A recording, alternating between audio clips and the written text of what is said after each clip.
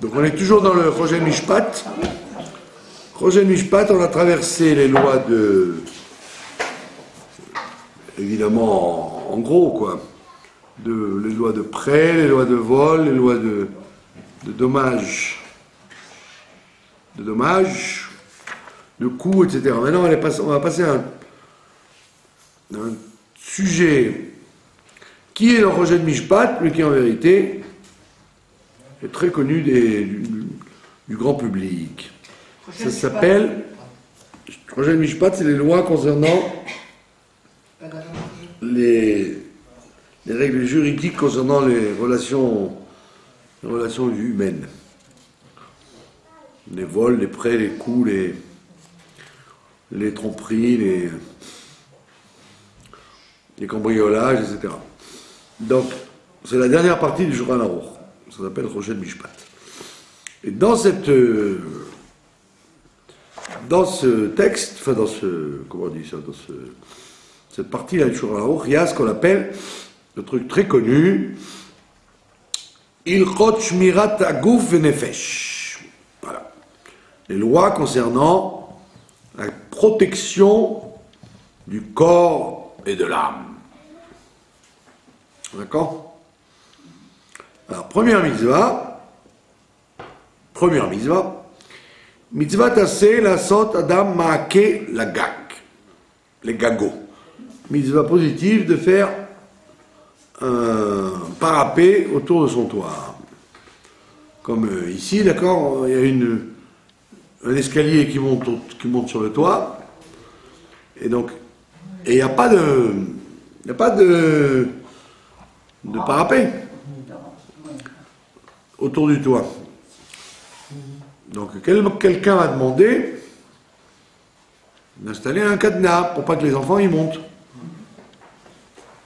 Bien que la mitzvah n'est pas spécialement pour les enfants, elle est pour tout le monde.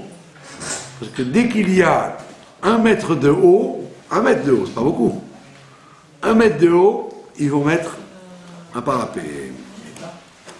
Et le parapet lui-même doit faire 1 mètre. D'accord? En vérité, il doit faire moins qu'1 mètre,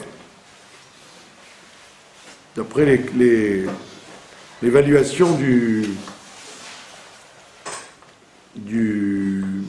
point. Parce qu'on dit qu'il faut 8 points, 8 tfachim. Alors il y en a qui disent 80 cm, mais en général, on essaye d'arriver jusqu'à 1 mètre. Donc c'est une mitzvah de préservation du gouffre et du nefesh. Et à qui incombe cette mitzvah? Eh bien à celui qui a une maison. D'accord? Toute personne qui a une maison, que ce soit à lui ou qu'il soit locataire, ou qu'il soit locataire gratuit, il doit absolument installer un parapet. D'accord? Mais évidemment, il y a écrit les gagecha. Ça veut dire qu'il faut mettre le parapet à ta maison. De là, on apprend que les synagogues ou les maisons d'études sont dispensées. Ou Beit HaOtsar, ou alors un entrepôt, ou Beit HaBakar, ou alors une étable, Beit HaTeven, ou un endroit où on entrepose la paille. Tous ces endroits-là sont dispensés de mettre un maaké parce qu'on n'a pas l'habitude de monter sur les toits. D'accord? Donc on estime que le toit d'une Beit HaKnesset, etc., on n'est pas obligé de mettre un parapet à cet endroit-là.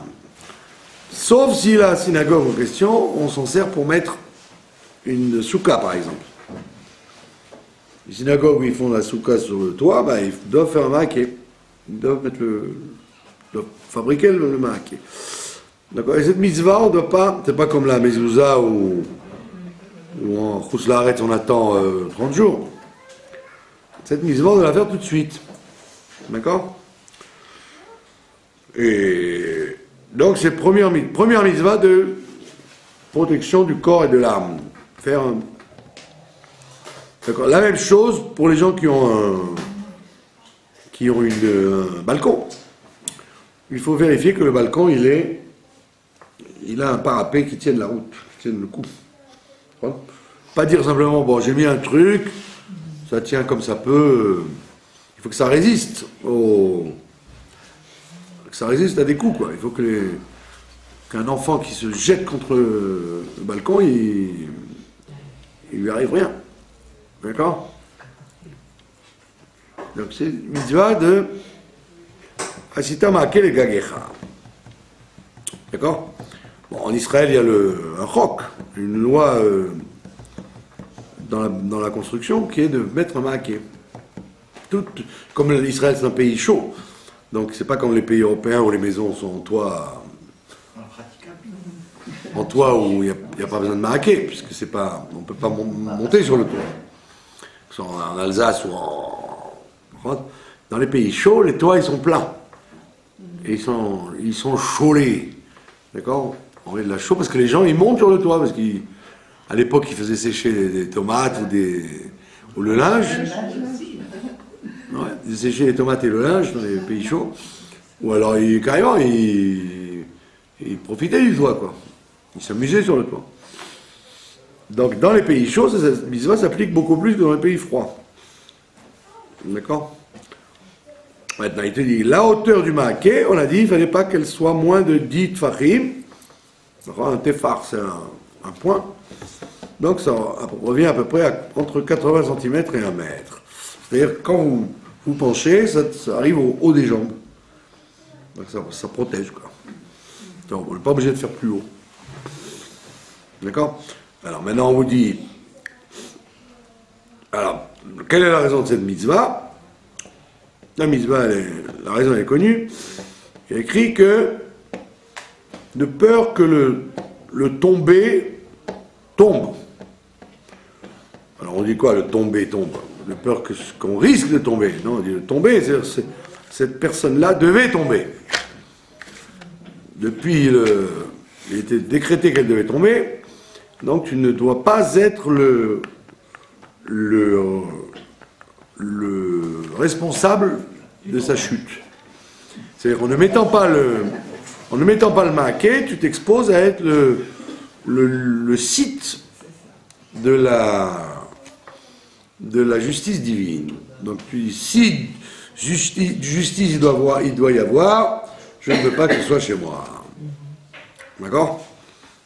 Qu'on dit dans le Talmud, qu'on fait arriver une mauvaise chose par un coupable et une bonne chose par un méritant.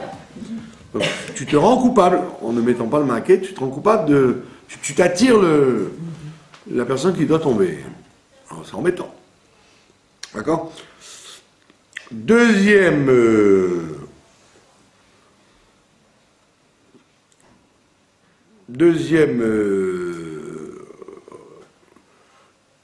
halakha de cette histoire de ma'aké, on apprend plein d'autres choses.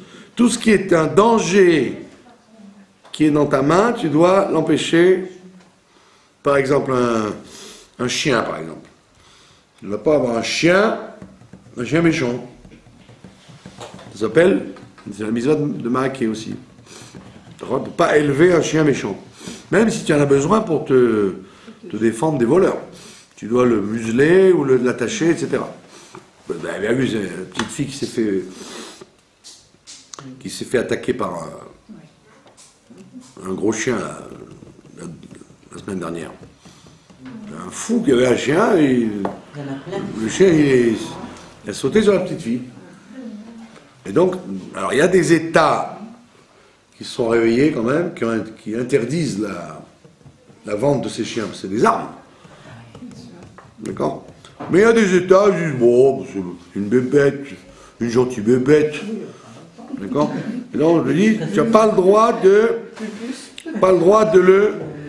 l'avoir. Et si tu l'as, tu dois le museler ou l'attacher avec des vraies chaînes. Et la Torah, elle y va pas de même ordre, elle te dit, si tu vois un propriétaire avec son chien, tu peux l'abattre sur le champ. Évidemment, en Israël, qui défend les animaux, par contre, si vous abattez le chien, vous allez en prison, d'accord? Mais après la Torah, vous avez la permission de l'empoisonner ou de le... Si c'est un chien dangereux, bien sûr. Un chien, c'est le Rottweiler, je sais pas comment ça s'appelle, ou le Pitbull, c'est des chiens qui sont extrêmement dangereux. Donc ils disent c'est la même chose que le maquet. Avoir ça chez soi, c'est un danger. Moi je connais un monsieur, enfin je le connais comme ça, bah, il s'est fait manger par son chien. Il dormait tranquillement. Le Rottweiler, il s'est réveillé, il avait un petit creux. Comme il ne savait pas où le frigidaire, je sais pas où, il ne savait pas où était le truc, le canigou, bah, il a attaqué son maître. Et donc l'autre qui était en train de se réveiller, il s'est fait bouffer par son chien. Je ne sais pas s'il a mangé, en tout cas il a tué, quoi. En sang, parce que vous ne pouvez pas vous battre avec lui, c'est une force colossale. Ils ont une force colossale. Et ils disent que la pression des mâchoires correspond à 400 kilos de muscles. Alors, d'ailleurs, les flics, ils disent que ils peuvent, si quelqu'un se fait mordre, il faut tuer l'animal et après lui ouvrir les mâchoires. Il ne peut rien faire. À cru, à nu, il a une force colossale. Donc il vous dit, c'est comme le parapet, ça s'appelle un danger. Donc si vous avez un voisin qui a ça, vous lui dites, mon ami, ou tu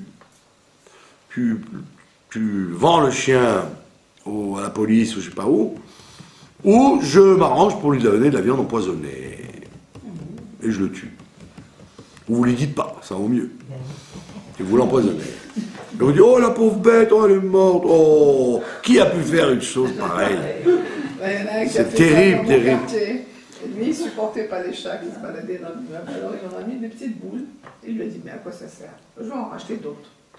Non, on ne parle pas d'un chat, alors, on parle d'un chien féroce, où il y a des fous comme ça, qui ont des serpents chez eux, par exemple. Ah oui, oui. Des pitons, des cobras, d'accord? Donc tous les trucs dangereux, c'est arabe en plus, le gars. C'est arabe. Et il dit non, c'est pas dangereux. Bien sûr que c'est dangereux, il suffit que tu t'énerves avec le piton, il t'étrangle.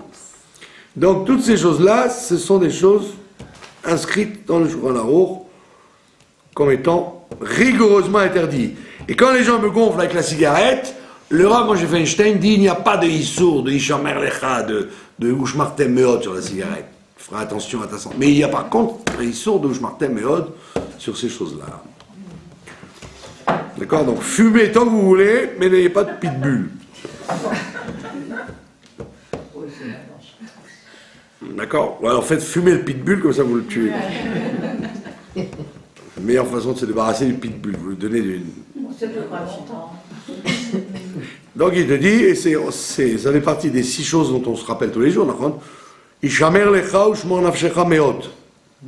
Rappelle-toi, enfin fais attention et garde ton âme beaucoup. De quoi ça parle? De ces choses-là, de tout ce qui est mirchol. La même chose si vous avez une tache d'huile par terre, vous devez incessamment, immédiatement l'enlever, de peur que une personne se casse la figure dessus, ou une tache de mazout, enfin quelque chose qui glisse, ou même une tache d'eau, quand c'est pas la saison des pluies. Quand c'est la saison des pluies, donc les gens font attention, puisque c'est la saison des pluies, alors ils regardent où ils marchent. Mais si c'est une tache d'eau qui peut faire tomber les gens, il faut la nettoyer tout de suite. D'accord? Vous en voulez encore? Non, voilà, ça suffit pour aujourd'hui. Donc ça fait partie des lois concernant la protection du corps et de l'âme. Et donc c'est une partie intégrante des 613 mitzvot. C'est pas un hidour pour les gens qui... C'est aussi grave que que de manger du Hametz à Pessah, quoi. Qu'on se le dise. D'accord? Bon, comme on est dans la saison des Pirkei Avot,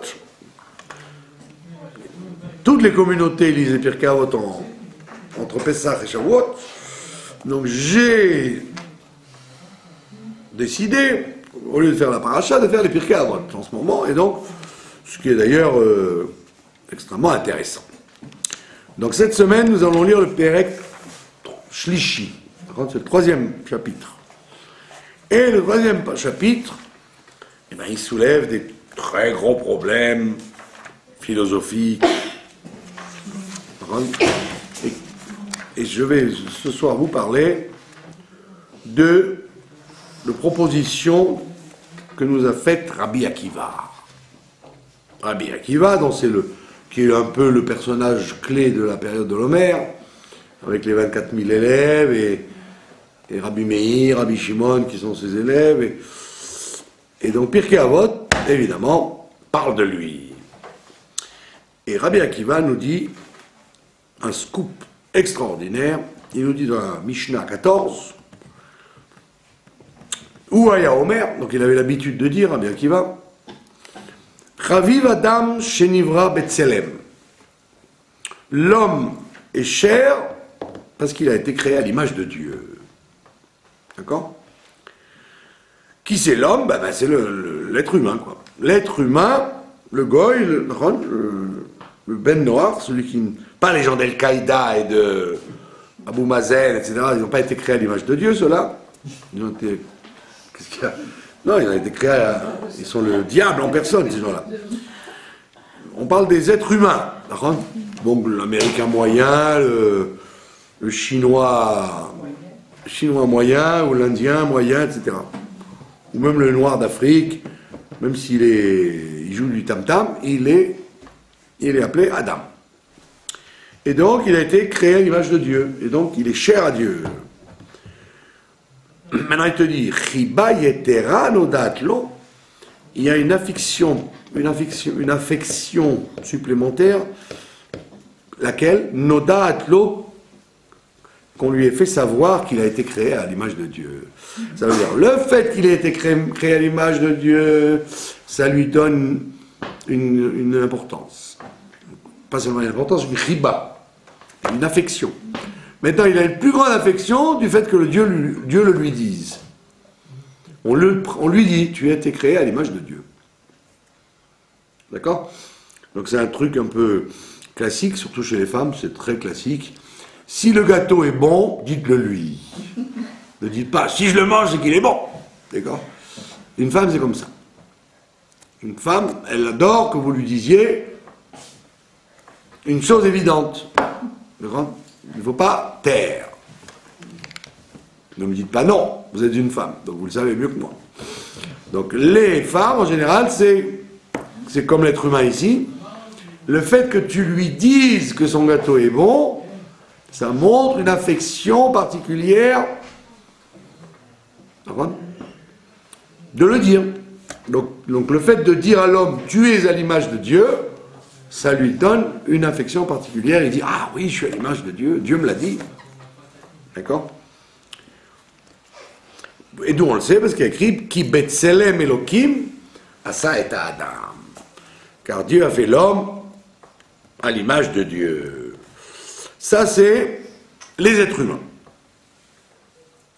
Sauf si ce sont des terroristes ou des gens qui incitent au déséquilibre de l'humanité, qui eux ne sont pas créés Betselem Elokim, et dont on doit tout faire pour les mettre hors d'état de nuire, comme les pitbulls. D'accord? Mais ça, aujourd'hui, on les connaît.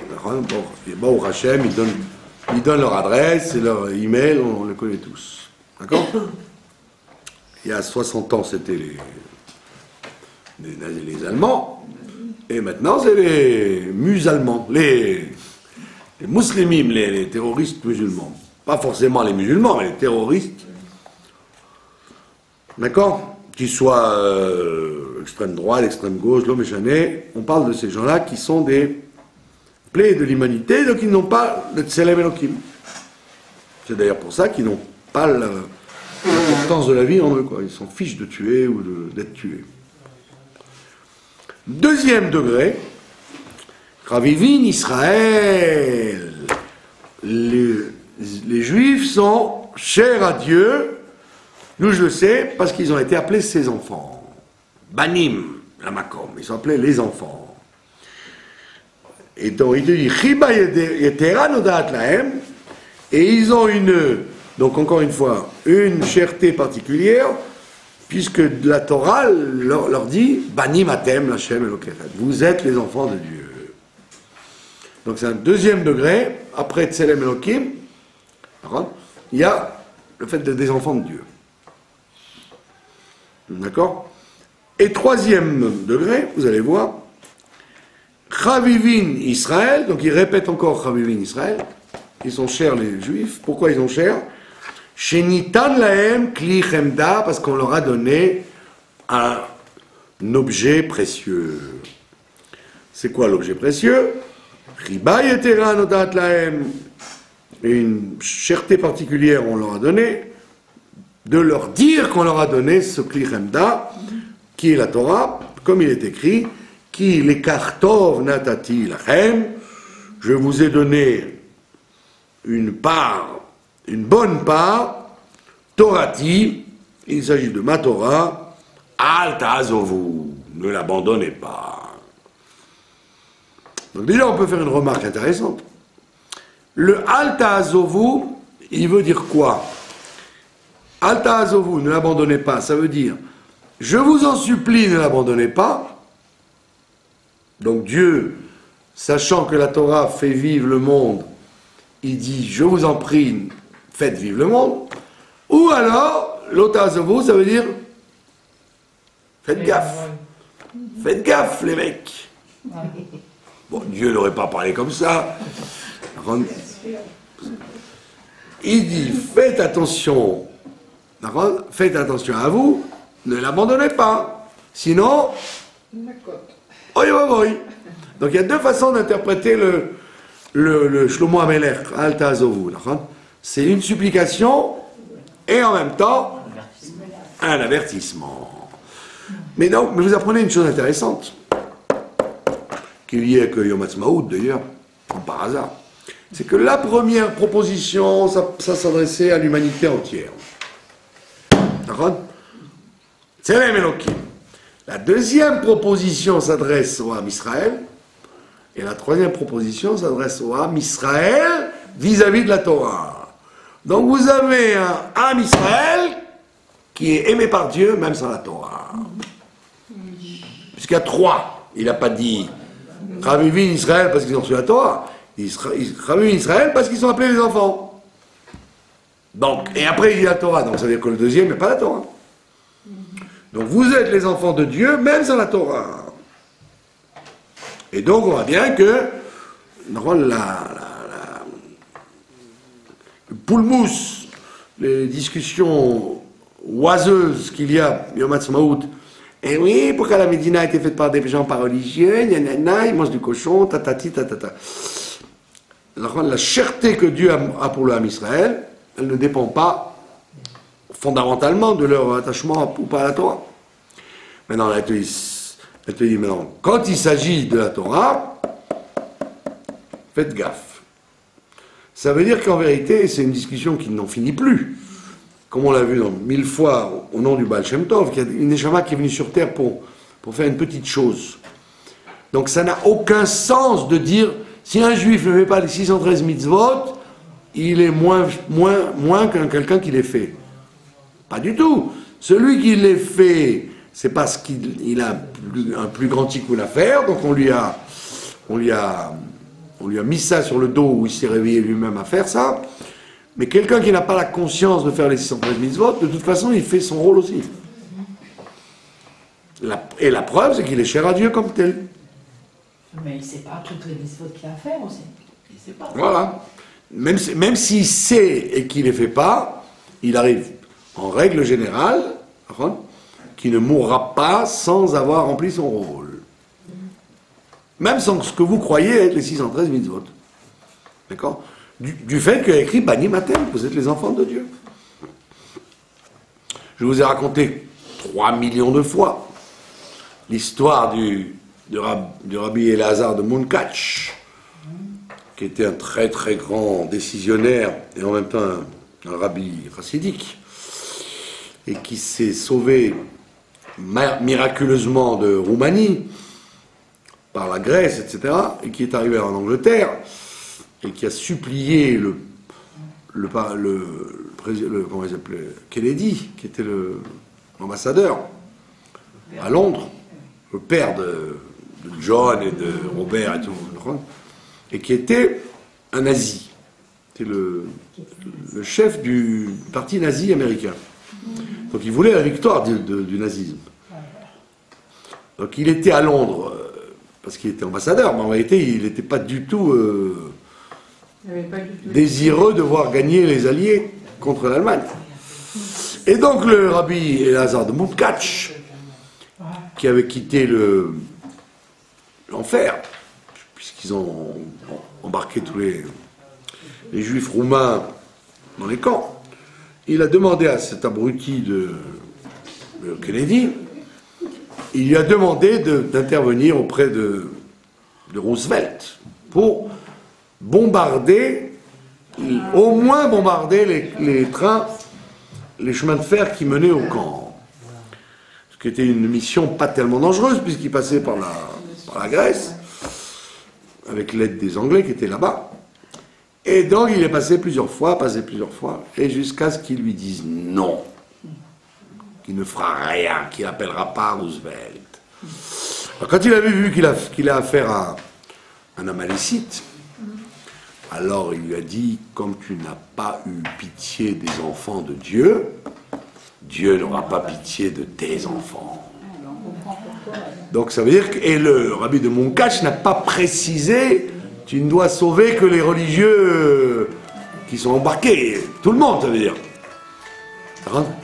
Il a dit les enfants de Dieu en parlant de tous les juifs qui soient toraniques ou pas, quoi. Parce que les orthodoxes ils aiment dire que il y avait beaucoup d'orthodoxes. C'est pas vrai. À Varsovie, il y avait des millions de juifs et il y avait une minorité d'orthodoxes. Les autres, c'était des sionistes ou des assimilationnistes, etc. Non, c'est vrai, il y a un mythe qui veut dire qu'il y avait plein de religieux. C'est pas vrai. L'Europe était très assimilée, déjà. Mais comme il y avait des millions de gens, évidemment, les orthodoxes étaient forts. Ils avaient des yeshivot, ils avaient des communautés. Mais là, il y avait une assimilation énorme. Mais donc, lui, il n'a pas dit non, sauve la Roumanie parce qu'il y a des yeshivot. Il a dit parce que ce sont les enfants de Dieu. Bani Matem. D'accord, il a employé cette formule de les enfants de Dieu. Qu'est-ce qui lui est arrivé à ce rabbi? Eh ben, il a vécu encore. Il a écrit un livre très important qui s'appelle Minchat Eleazar, que le rabbi cite trop souvent, puisque vous aimez cette Nekuda, et dont on se sert énormément dans la halakha. Et il est mort libre, quoi. Mais il a été évidemment très très touché par la fuite, le fait d'avoir fui la Roumanie. Bon, mais les gens, ils avaient des forces, quoi. Ils avaient une force de reconstruire, quoi. Il y a des descendants ici. Pardon? Il y a des descendants ici. Une femme dans le quartier m'a dit qu'elle descend de rabbi de Munkach. Mais bien sûr, il y a toute une chassidoute de Munkach. Ouais. Bien sûr. Il a des descendants, il a une chassidoute, D'accord? Très connu. Bekitsour, en plus, c'est un grand possèque. C'est pas un rabbi comme ça de prière ou de... C'est un grand décisionnaire halachique que tout le monde utilise pour la shrita, pour des tas d'halachot, on l'utilise. D'accord, il est très connu. Minchat Eleazar, ça s'appelle son livre. Tout le monde connaît ce livre dans les gens qui étudient la halakha.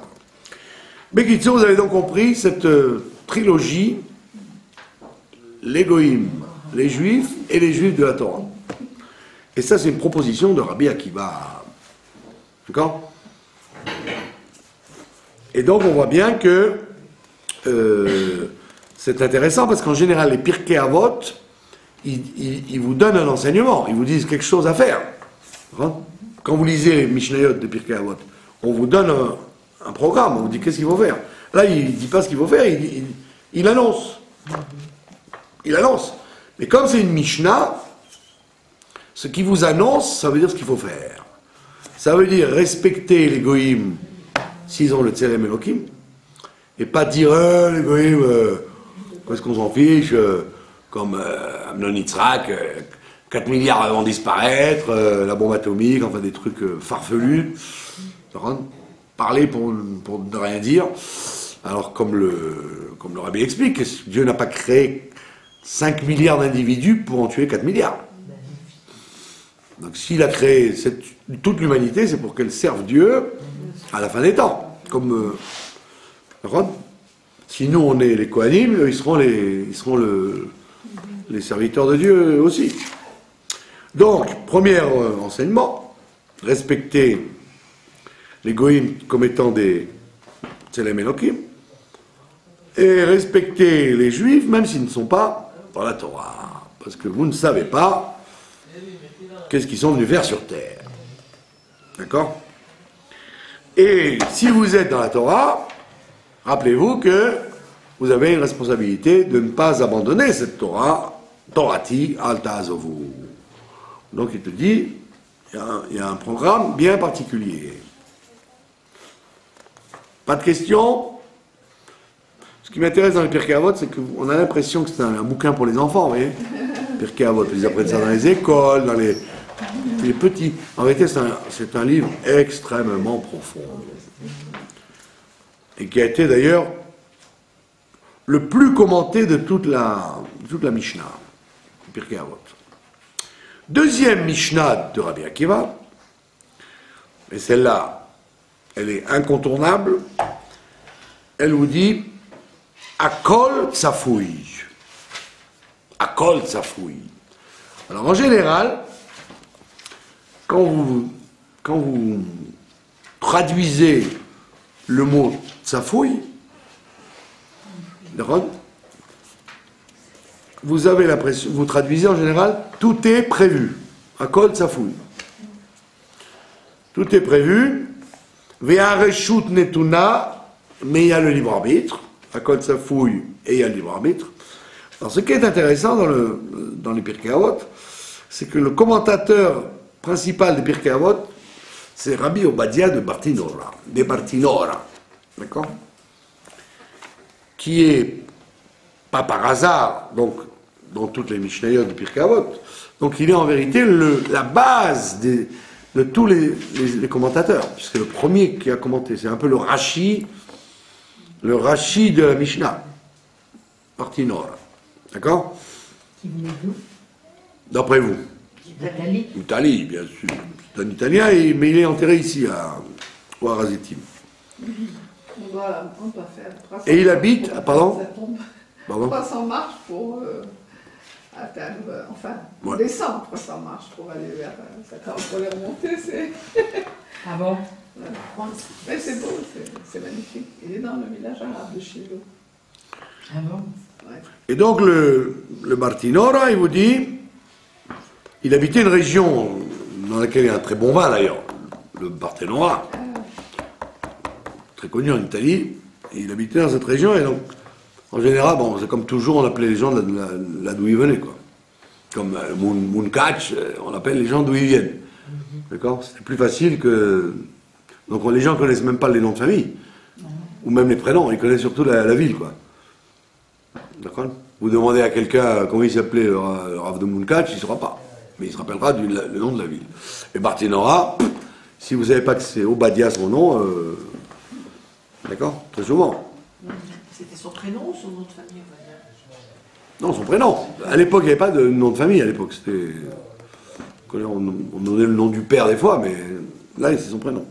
Donc le Bartinora, il dit une chose qui n'est pas du tout la traduction qu'on a eue. Akol Tsafoui, c'est pas tout est prévu. Et regardez ce qu'il dit, et vous allez comprendre. Akol safouille, kol ma she adam ose bechadre chadarim, tout ce que l'homme fait en cachette, galouille le fanav, il est vu devant Dieu. Donc, à ce moment-là, ce n'est pas tout est prévu, mais tout est vu. Ça veut dire, ça change complètement le temps. Si je dis à Kol, ça fouille, tout est prévu, donc ça veut dire que Dieu voit l'avenir. Là, tu dis non, il ne voit pas l'avenir, il voit maintenant. À Kol, ça fouille, tout est en train d'être vu. D'accord? Et à ce moment-là, ça adoucit la suite qui est le libre arbitre. Si vous dites tout est prévu, comme le Rambam, etc., alors là vous rentrez dans un sipour de libre arbitre. C'est parce que si tout est prévu, alors donc Dieu il savait que je vais devenir un tzaddik, je vais devenir un rachat, donc s'il le savait, comment je peux avoir libre arbitre, Vous connaissez la discussion. Mais si vous dites comme Barthénora, vous n'avez plus toute cette question-là. Vous dites tout est vu. Mais quand tout est vu? Maintenant. Dieu est en train de voir. Il voit nos actes. Donc il est en train de voir, donc il n'est pas en train de prévoir, il voit seulement. Donc je peux très bien avoir le libre arbitre, puisque ça ne joue pas sur la suite. Cette discussion de Cholzot, elle existe. Oui, d'après les autres Mefarshim. Parce que les autres Mefarshim, ils traduisent. Parce que le temps n'existe pas pour Dieu, donc. Non, attendez. Ça, déjà, le temps n'existe pas pour Dieu, c'est pas dans le. C'est pas aura des pâquerettes, ça. C'est déjà une dimension. Déjà de la Kabbale et de la Chassidoute, ça. Le temps n'existe pas pour Dieu. Parlons de. Aura des pâquerettes. Si tu dis Dieu est vu, enfin tout est vu, ça veut dire que Dieu suit le programme au fur et à mesure. Donc c'est pas pour t'enlever le libre arbitre ou te faire peur, c'est pour te dire sache que tu es observé. Donc comme tu es observé, automatiquement, tu vas faire attention à ce que tu fais. D'accord? C'est pour te réveiller à Hirat Shamayim. C'est tout. Savoir que Dieu te regarde. Une chose entraîne une autre, quoi. Non, pas du tout. Un événement entraîne un autre. Non, pas du tout. Et Dieu voit ce que tu es en train de faire. Point final. Et malgré tout, il te dit, ajoute de tout là. Et tu as quand même le libre arbitre, parce que c'est pas parce que Dieu voit qu'il intervient. Il n'intervient pas sur ton choix. Mais il te regarde. Et il termine en disant Uvetov haolam nidon. Et le monde est jugé betov. Qu'est-ce que ça veut dire le monde est jugé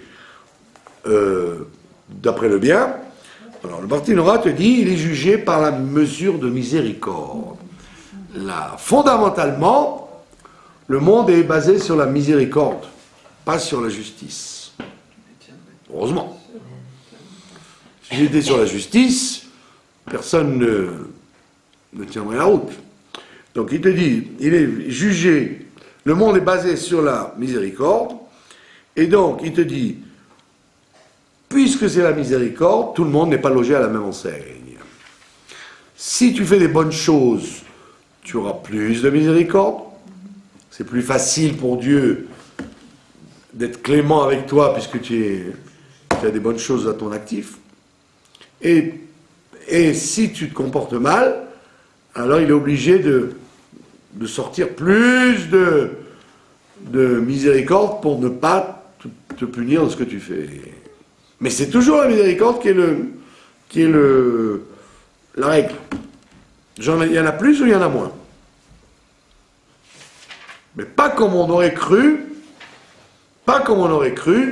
ce qui s'est passé avec Sdom vers Morah, où là-bas c'est la midat adin, c'est la rigueur qui s'est déclenchée. Et que même Abraham Avinu n'a rien pu faire.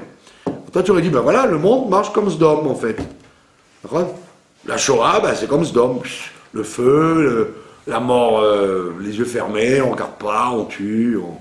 Tu aurais dit, ben voilà, le monde c'est comme toute l'histoire de l'humanité, elle est faite de crimes et de trucs. Donc c'est la rigueur qui est la règle.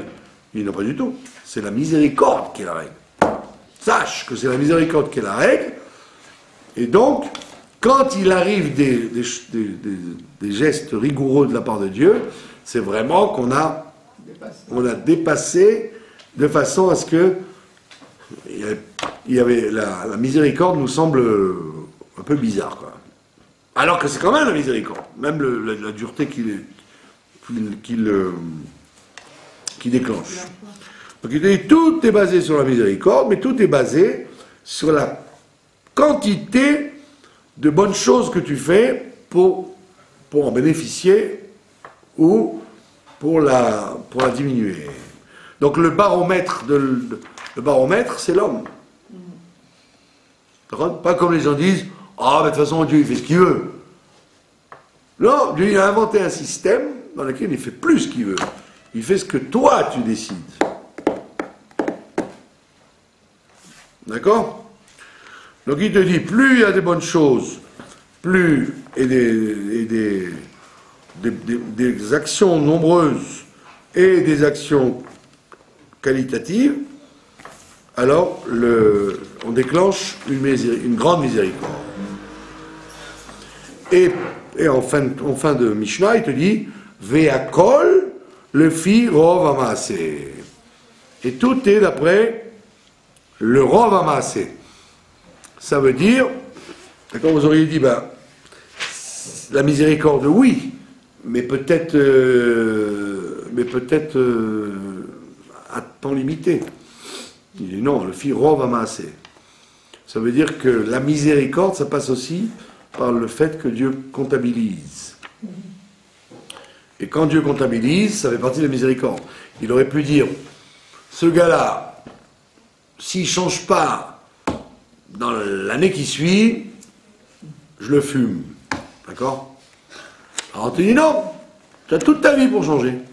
C'est-à-dire tous les jours, tu changes de 10 agorotes ton sale caractère, et à la fin de la vie, ça fait quand même 1 million de shekels. Alors que tu aurais pu dire, Dieu il est miséricordieux, mais il ne faut pas trop le chauffer. Il faut se dépêcher. Mais non, ne te dépêche pas. Le firova maaseh, en fonction des accumulations de bonnes choses que tu peux faire. Donc c'est pour ça que on dit au début, Kol Israël, Islam, Chelek, Olam Haba. Tous les Juifs n'ont pas Olam Haba parce qu'en fait, même si vous comptez tous les temps morts que les gens ont dans leur vie, ils ont quand même accumulé des milliers et des milliers de bonnes choses. Même si vous avez ouvert l'ascenseur à un vieux monsieur, ou vous avez laissé passer une vieille dame à la coupatroline, tout ça se comptabilise comme des bonnes actions. D'accord? Donc ça c'est la grande discussion du libre arbitre. Cette Mishnah, c'est Rabbi Akiva qui nous l'apprend. Donc on voit que Rabbi Akiva n'était pas simplement un grand décisionnaire, un grand maître, mais aussi un grand philosophe. Il vous apprend la philosophie juive élémentaire sur laquelle après tout le monde va buter, sur la relation entre libre arbitre et omniprésence. Si Dieu regarde tout, alors vous auriez dit, alors il n'y a plus de libre arbitre. D'après Barthénora, il n'y a aucun problème. Il te regarde, mais il n'intervient pas. Alors que si tu me dis, il l'a prévu, c'est quand même embêtant de dire, s'il a prévu, tout est prévu, alors tu es obligé de rentrer dans des discussions que Dieu est au-dessus du temps, et qu'il a devant lui toutes les options ouvertes, etc. Ça ouvre des horizons très compliqués à comprendre. D'accord? Comme dit le Ramban d'ailleurs, qu'aucun esprit n'arrive à percevoir comme il faut cette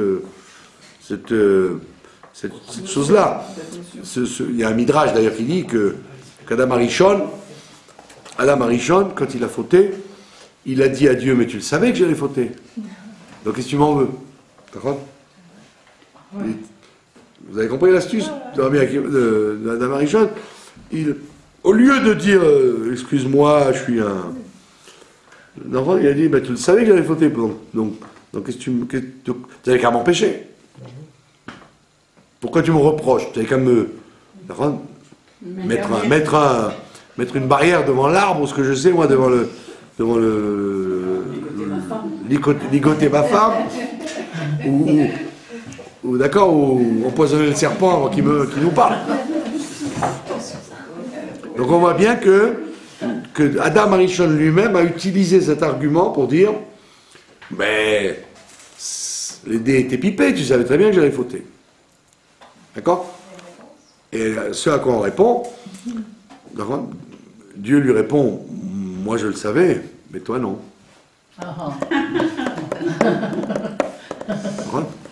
Toi tu ne le savais pas. Donc c'est ce qu'on appelle le libre arbitre. Donc ne viens pas donner un argument une fois qu'une chose est passée. L'argument ne peut tenir qu'avant. Et donc c'est Rabbi Akiva qui nous apprend ça, qu'en fait il n'y a aucun problème entre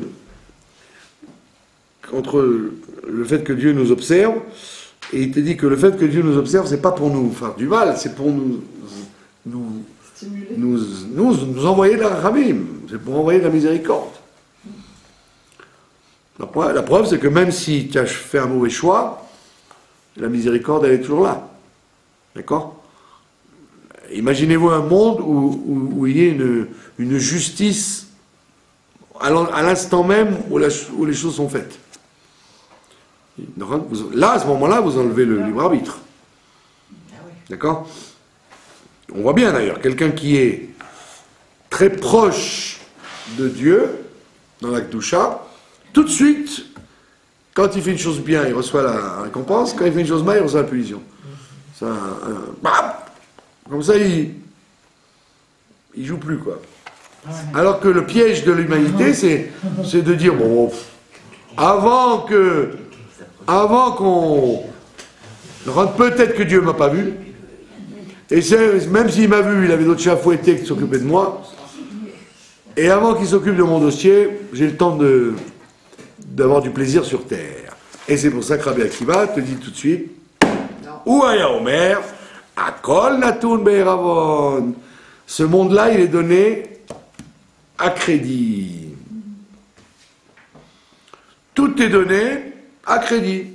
C'est-à-dire, ne crois pas que tu vas payer ou le bien ou le mal sur le champ.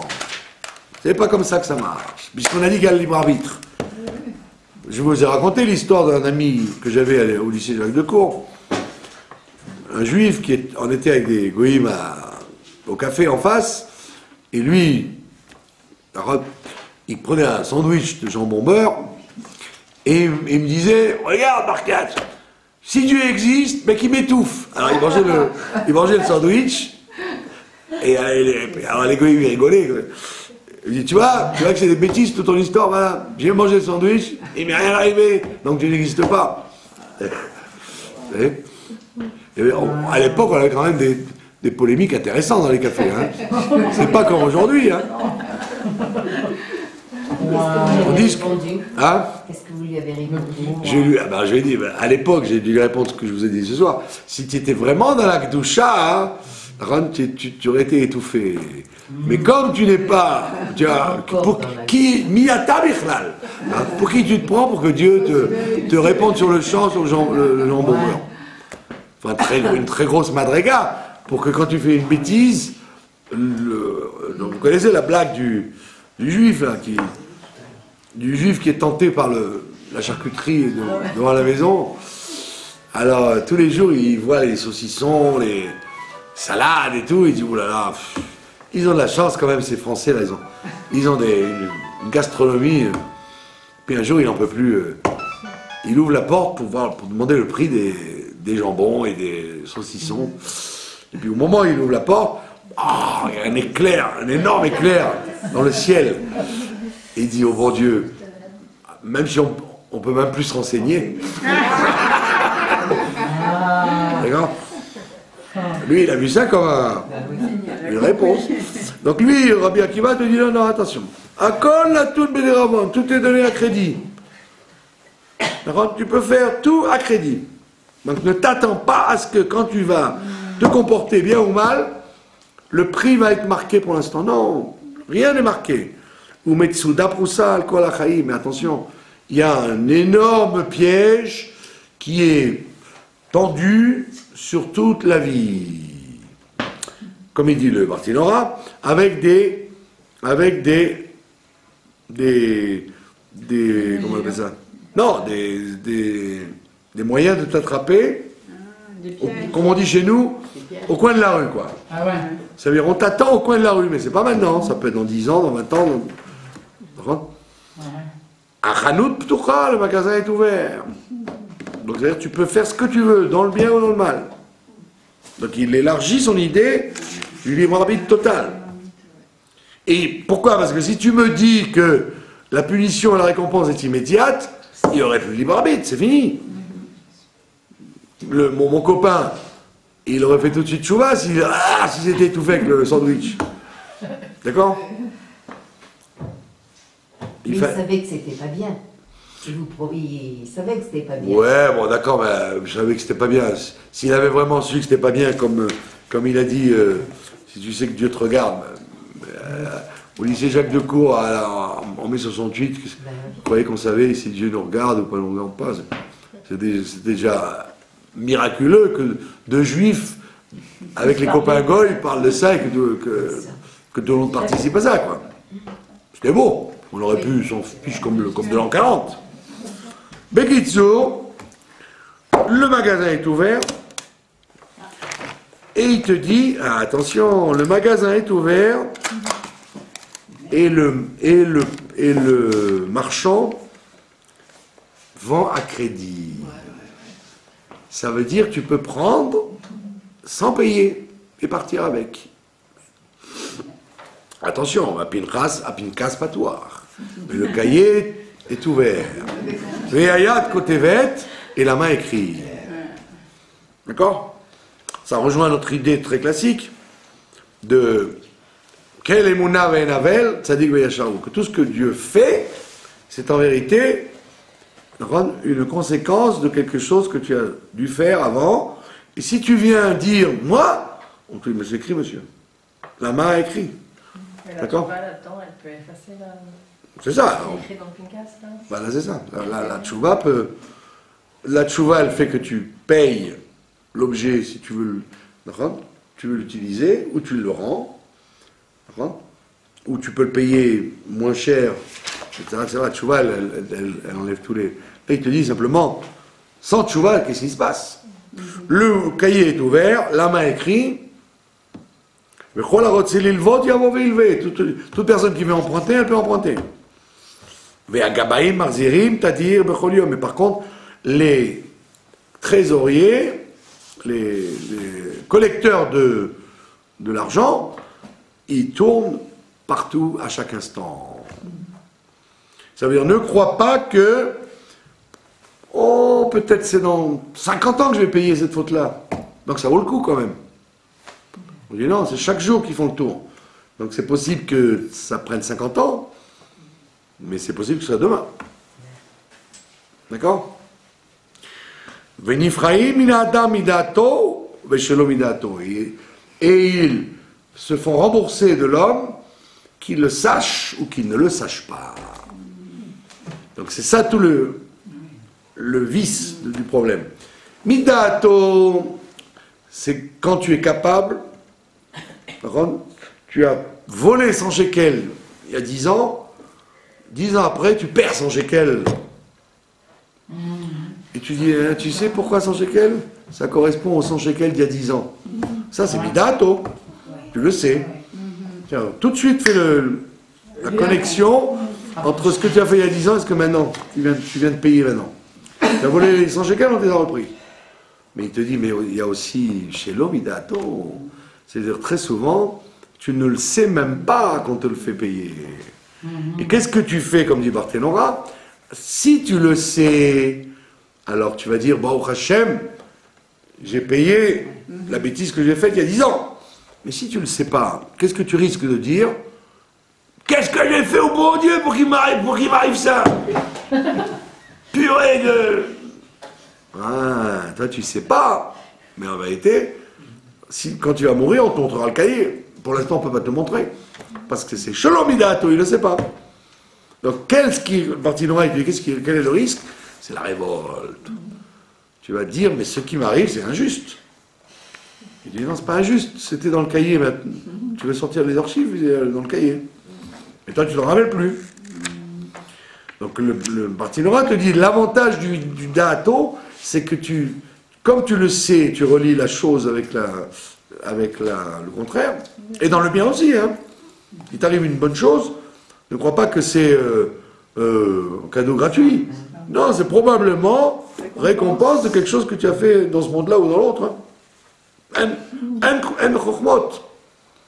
Ne crois pas toujours que Dieu dispense. Non, Dieu ne dispense rien. Il t'a rendu ce que tu as fait. T'as envoyé l'ascenseur. Donc ça, c'est Midato, c'est clair. Mais quand c'est pas Midato, tu as un très gros risque de révolte contre Dieu. Très gros risque de révolte contre Dieu, puisque tu vas dire, mais en fin de compte, pourquoi tout ça m'est arrivé? Je ne comprends pas.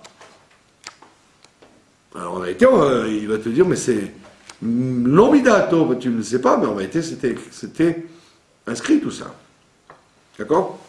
Mais les Gilgulim s'accumulent aussi, c'est des choses qui échappent complètement à notre... Oui, là, il n'a pas parlé de Gilgulim, il parle dans la vie normale. Il ne fait pas intervenir la théorie du Gilgulim, qui viendra par la suite, puisque c'est le Harizal qui va la développer. Mais autant de la Mishnah, il ne te dit pas Gilgulim. D'accord? Veyesh lahem al mi sheismochu, et sache que les gens qui collectent les impôts, enfin qui collectent le prix des produits que tu as empruntés, ils ont de quoi s'appuyer. C'est-à-dire que c'est exactement l'objet et le prix. D'ailleurs, on le voit aujourd'hui maintenant, avec le monde moderne, il n'y a même plus de questions. Il y a les caméras, il y a les... Aujourd'hui, on comprend très bien tout ça. Vous pouvez venir dans un magasin, il y a 10 ans, ils vont montrer le film quand vous êtes à la caisse. Aujourd'hui, ça nous paraît évident tout ça. Ce machal du magasin. D'accord? Il te dit, alors, les collecteurs, ils ont de quoi s'appuyer, c'est-à-dire il n'y a pas de bluff, et tu peux pas raconter des bobards. D'accord? Ve'adin dinemet. Et donc le jugement est un jugement droit. Et c'est intéressant parce que Rabbi Akiva, Adin dinemet, le jugement est un jugement de vérité. Ve'akol metukan la seuda, et tout est en vérité, puisqu'il te dit que la main écrit. Donc il dit, tout est préparé pour le repas. C'est quoi le repas? C'est le monde futur. Ça veut dire, si tu t'attendais à ce que dans ce monde-là, tu payes tout ce que tu as fait de mal et tu reçois tout le bien que tu as fait, ça c'est sûr que non. Tout est prêt pour plus tard. Et c'est intéressant parce que celui qui écrit cette Mishnah, c'est Rabbi Akiva. Or, vous connaissez toutes, avant que je vous libère, vous connaissez toutes ce fameux Midrash où Moshe Rabbeinu monte pour recevoir la Torah et il voit, il y a des choses qu'il ne sait pas, et il voit Rabbi Akiva qui les enseigne. Et il est subjugué de voir Rabbi Akiva qui enseigne des choses que lui ne sait pas. Et quand Rabbi Akiva finit son cours, les élèves disent, mais d'où sais-tu tout ça, Rabbi Akiva? Il dit, mais c'est de Moshe Rabbeinu. D'accord? Et donc, bon, vous connaissez l'anecdote, mais maintenant l'anecdote suivante, c'est que Moshe Rabbeinu voit comment Rabbi Akiva est écorché vif après 120 ans de bons et loyaux services. Et il dit au bon Dieu, Zou Torah vezu srara. C'est ça la Torah et c'est ça son salaire. Lui qui a enseigné des choses que je ne savais pas. Lui qui a donné sa vie avec sa femme pour emmener le bien dans le monde, la vérité dans le monde. Après 24 000 élèves, il a recommencé à zéro, etc., sans broncher. D'accord?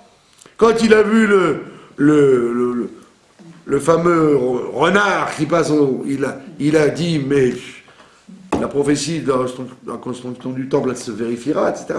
Lui, cet homme-là, il meurt comme ça. Il aurait dû partir comme moi je partirais, le baiser divin, mitat neshika. Qu'est-ce que lui répond le bon Dieu? Shtok. Tais-toi. Car Allah Birtsoni. C'est comme ça que j'ai envie. Donc, Moshe Rabbeinu, tout proche de Dieu qu'il soit, Dieu lui dit tais-toi. D'accord?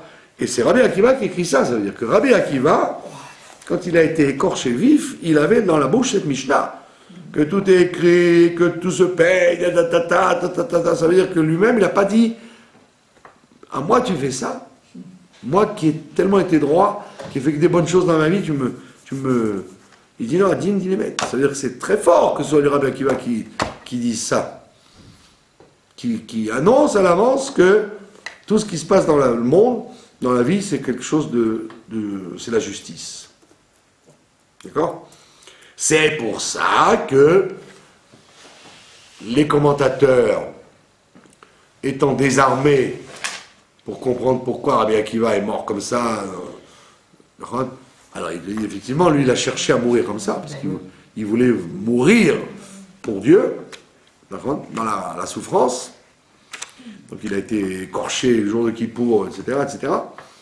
Mais plus loin que ça, le Harizal lui dit que parce qu'il était le Gilgoul des Imri. Comme il a fait Chilul Hashem, il a détourné 24 000 avec les filles de Moab, il fallait qu'il revienne pour mourir avec ses 24 000 élèves. Donc c'est pas dans ce monde-là que les règlements se font toujours. C'est des fois un règlement de plusieurs générations. Mais il n'en demeure pas moins que Rabbi Akiva, il n'a pas contesté sa Mishnah le jour de sa mort. Il devait le savoir, non? Oui, bien sûr, il savait.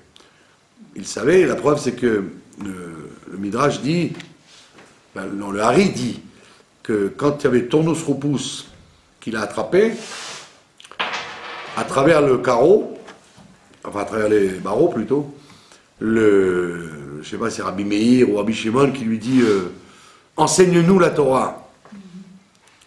Alors il dit mais c'est ce que je fais dans la prison. Alors il dit si tu veux pas me l'enseigner, je vais leur dire. Aux Romains, ça veut dire. Je vais leur dire aux Romains. Alors on demande, attends, je comprends pas, mais il était justement en prison pour ça. Parce qu'il enseignait la Torah. Donc tu vas leur dire quoi? Alors on dit, je vais leur dire que tu es le Gilgoul des Imri et que ce que tu cherches, c'est justement de mourir. Donc comme ils veulent t'embêter, ils te libéreront. C'est-à-dire le contraire de ce que tu veux. Toi, tu veux mourir, et donc tu fais tout pour mourir, alors tu enseignes la Torah, pour être sûr de condamner à mort. Et donc tu sais que tu es le Gilgoul des Imri, et donc tu ne veux mourir comme ça, parce que tu sais que tu vas réparer les Imri. Donc il dit, si tu veux pas m'enseigner, je vais leur dire. Comme ça, ils vont te libérer, alors ton projet va être saboté. Donc on voit bien que c'était intrinsèque à Rabbi Akiva, que lui, bon, il avait une prophétie en lui, quoi, de savoir que c'est pas dans ce monde-là, c'est dans l'autre monde. C'est sûr qu'il y a des accointances que malheureusement, seule la foi nous fait résoudre. Parce que quand vous voyez une vie humaine ragile, vous dites, c'est pas très vrai tout ça. Hein. La plupart des gens sont gentils et ils meurent bêtement, et les autres sont méchants et ils meurent dans leur lit. Donc c'est pas très vrai que la main elle marque et tout est réglé. Tu dis oui, c'est dans la claloute, l'ensemble des choses c'est vrai. Mais si tu ne regardes que la vie d'un homme, peut-être qu'elle est en fait une étape que tu ne peux pas comprendre. Donc encore une fois, on en revient au principe de la Emouna. Il faut avoir confiance que c'est un din émet, quoi. Que c'est le projet de Dieu. Voilà, donc ça c'est l'enseignement de Rabbi Akiva. Vous voyez que c'est pas des pires cavotes ennuyeux. C'est quelque chose de très très profond.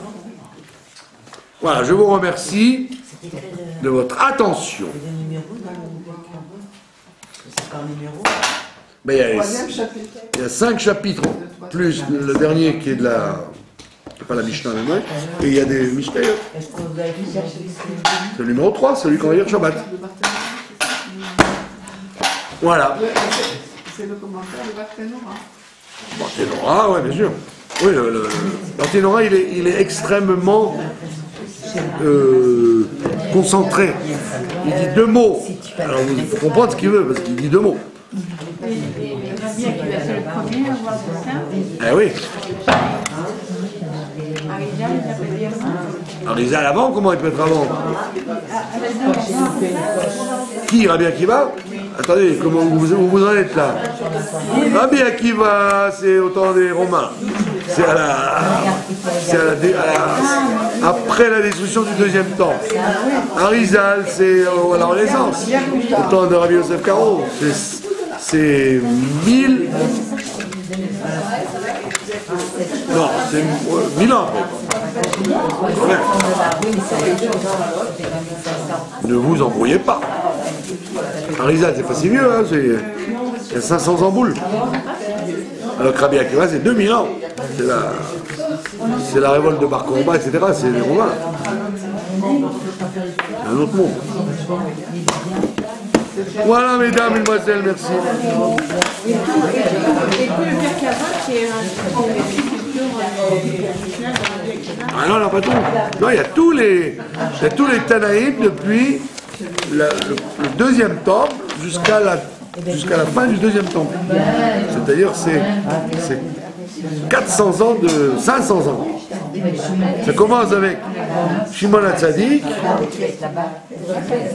au retour de Babel et ça termine avec la révolte de Bétar. Les élèves de Rabbi Akiva. Il y a une Idva d'août mardi prochain. Mardi soir, il y a une Idva d'août pour Rabbi Meir. Ah, c'est formidable, c'est une bonne initiative. Hein. On l'a jamais fait, celle-là. Non, on l'a fait souvent. Ah bon? Ouais, mais seulement on le fait en petit comité. Souvent. Oui.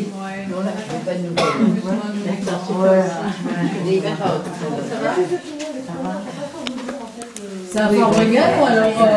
Un Farbringen. Il y aura de la bouffe. Non, je pensais que c'était Alors quoi? de demander un bon. C'est une causerie sur quoi? Par rapport à Rabbi Meir? Oui, les Sarchéni, Rabbi Meir. Les Sarchéni. Les Sarchéni, oui. Est-ce que vous avez la causerie de la grand-mère? Je me suis demandé d'étudier ça. La causerie de la grand-mère. Est-ce que vous l'avez ici? Où est-ce que je dois repasser? Quoi, c'est C'est bonne nouvelle. Causerie de la grand-mère, année 1700. Voir le député d'Ibourim, tome 4, page. Et également le discours juste. Ah voilà, donc vous l'avez. J'ai pris les références du.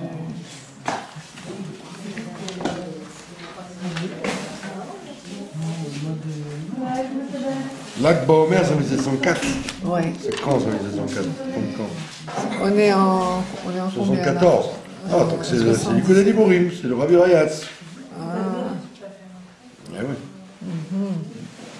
1098. Il est en français, ce livre. On l'a en français? Ouais, bon, c'est très long. Hyper long. C'est-à-dire que c'est une causerie qui. Ouais, ça dure, ben oui, ça dure des pages et des pages. Et est-ce que vous l'avez ici?